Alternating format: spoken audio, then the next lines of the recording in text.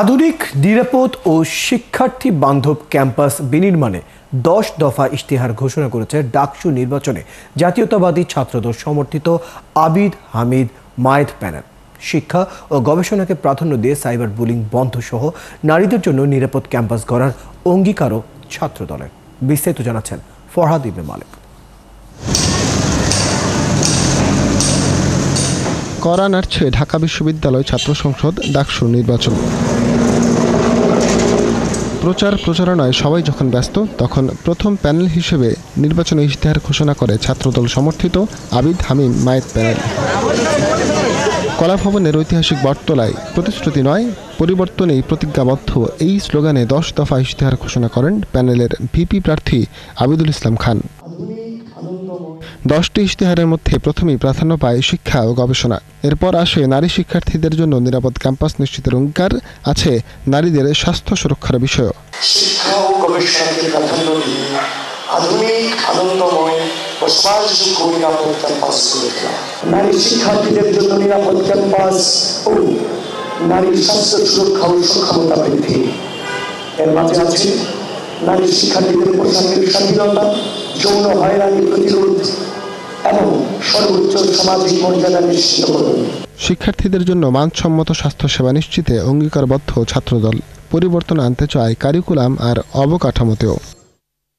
এছাড়াও রয়েছে পরিবহন ব্যবস্থা নিয়ে অঙ্গীকার, হয়রানিমুক্ত প্রশাসনিক সেবা নিশ্চিতকরণ, তরুণদের গঠনমূলক কাজে সম্পৃক্তকরণ ও শিক্ষার্থীদের জন্য ডিজিটাল সেবা এবং সাইবার বুলিং প্রতিরোধে কাজ করার প্রয়াস।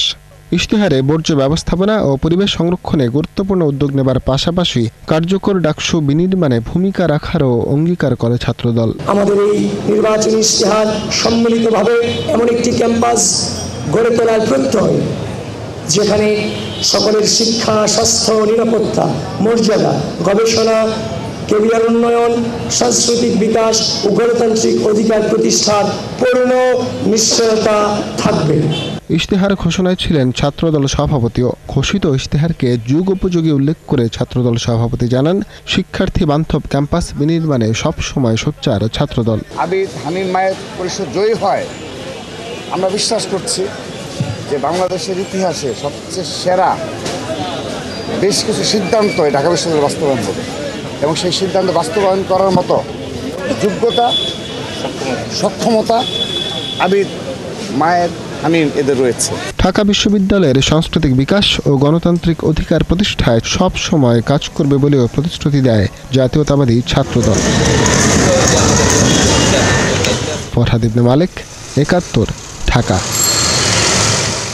দর্শক, ডাকসু নির্বাচনের প্রচারে আরো খবর নিয়ে আমাদের সাথে যোগ দিচ্ছেন সহকর্মী নজরুল ইসলাম। নজরুল, এই মুহূর্তে ডাকসু নির্বাচনের প্রচারের বিস্তারিত জানাবেন এবং নির্বাচনী আচরণ বিধিমালা ভঙ্গের কোনো অভিযোগ রয়েছে কিনা?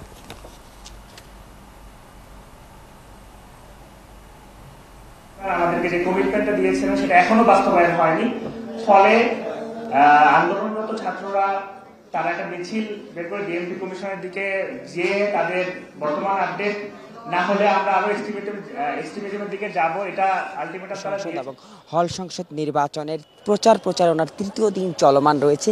সেই তৃতীয় দিনেও কেন্দ্র করে সকাল থেকে কিন্তু এখন সন্ধ্যা চলমান।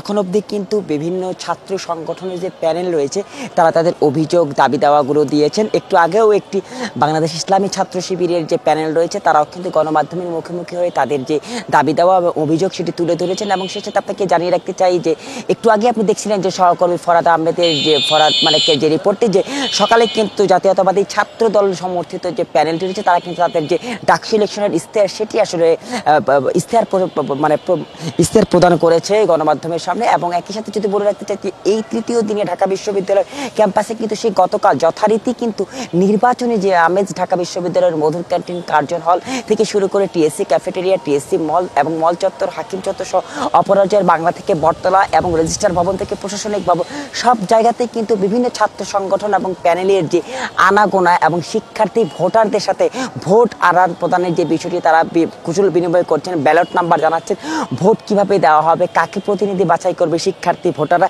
সেই বিষয়ে কিন্তু আলাপ আলোচনা রয়েছে। এবং সেই যে নির্বাচনকে কেন্দ্র করে ডাকসু নির্বাচন এবং হল সংসদ নির্বাচনকে কেন্দ্র করে কিন্তু যথারীতি তৃতীয় দিনের মতোই আসলে ঢাকা বিশ্ববিদ্যালয়ের এই ক্যাম্পাস আসলে সরগরম এবং নির্বাচনের যে ডামাডোল যে সরগরম সেটি আসলে চোখে পড়ার মতো। তো সবকিছু মিলিয়ে আরেকটু বলে রাখতে চাই যে নজরুল, আপনি খবর রাখতে থাকুন ও পরবর্তী সময় আবার অবশ্যই যুক্ত হব। দর্শক, ঢাকা ক্যাম্পাস থেকে ডাকসু নির্বাচনী প্রচার নিয়ে কথা বলছিলেন সহকর্মী নজরুল ইসলাম। আমরা সরাসরি সেখানে যুক্ত ছিলাম।